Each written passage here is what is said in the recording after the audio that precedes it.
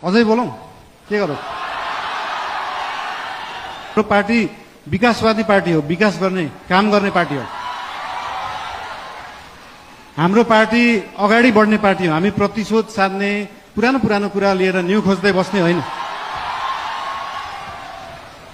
New खोज्नु परे अगाडि बढ्दै गर्दा न्यू खोजिन्छ। कस्तो केसमा मात्रै भन्दाखेरि विगतका केही दिनमा, विगतका दिनहरूमा कुनै फटाई भएका छन्, सरकारी सम्पत्तिको दोहन भएको छ, सरकारी रकमको दोहन भएको छ भने त्यहाँनिर न्यू खोज्न जरुरी हुन्छ।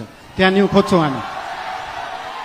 र त्यो न्यू खोज्दै गर्दाखेरि अख्तियारलाई 5 घण्टा सोधपुछ गर्नुपर्छ, सरसल्लाह लिनुपर्छ भने हामी 5 घण्टा मात्रै होइन 5 वर्ष गर्छौँ। 5 वर्ष अख्तियारलाई राखेर सरसल्लाह गरिन्छ। त्यसमा चिन्ता लिइराख्नु पर्दैन। हामीले नियम कानुन मिच्दैनौँ, नियममा बसेरै काम गर्छौँ, नियमभन्दा बाहिर जाँदैनौँ। हाउभाउ हेर्दाखेरि यस्तो सोसल मिडियाहरू हाउभाउ हेर्दाखेरि अलिकति अनियन्त्रित देखिएला, त्यो देखिएको मात्रै हो। सबै चिज नियन्त्रणमा छ, कुनै चिज आउट अफ कन्ट्रोल गएको छैन। चिन्ता कुनै विषयमा लिनु पर्दैन। सीमाको विषयमा पनि चिन्ता लिनुभएको थियो। हामीले सीमाको विषयमा बोल्दाखेरि पक्कै पनि जुनसुकै देशसँग सीमाको विषय कुरा गर्दाखेरि उहाँहरूले पनि आफ्नो आपत्ति जनाउनुहुन्छ। आपत्ति जनाउनु भयो, मलाई अचम्म लाग्यो। ल ठिक छ, तपाईँहरूसँग प्रमाण छ भने ल्याउनुहोस्। हामीसँग त प्रमाण छ, हामीसँग कालापानी लिपुलेखको प्रमाण छ।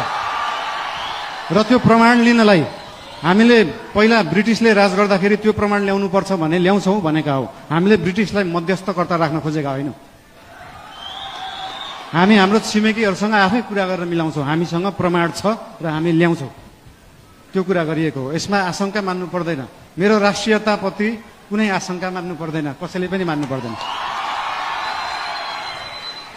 र विशेष गरी पार्टीको कुरा गर्दाखेरि पार्टीको महाधिवेशन चल्दैछ आज, भोलि पर्सि, भोलि चुनाव होला।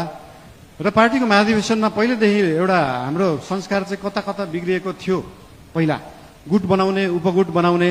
एउटा कुरा तपाईँहरूलाई यहाँ हुनुहुन्छ होला, महाधिवेशन प्रतिनिधिहरू हुनुहुन्छ होला, यहाँ केन्द्रीय सदस्य उठ्छु भनेर बस्नुभएका व्यक्तिहरू हुनुहुन्छ होला, पदाधिकारी उठ्छु भनेर बस्नुभएका व्यक्तिहरू हुनुहुन्छ होला।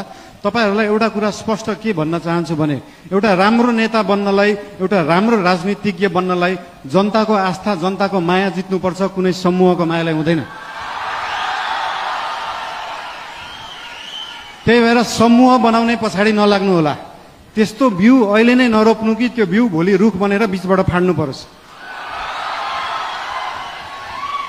त्यही भएर यस्तो बिउ रोप्ने काम, यस्तो रुख फलाउने कामहरू हामी चाहिँ नगरौँ। हामीले पुरानाहरूबाट यो सिक्नुपर्छ।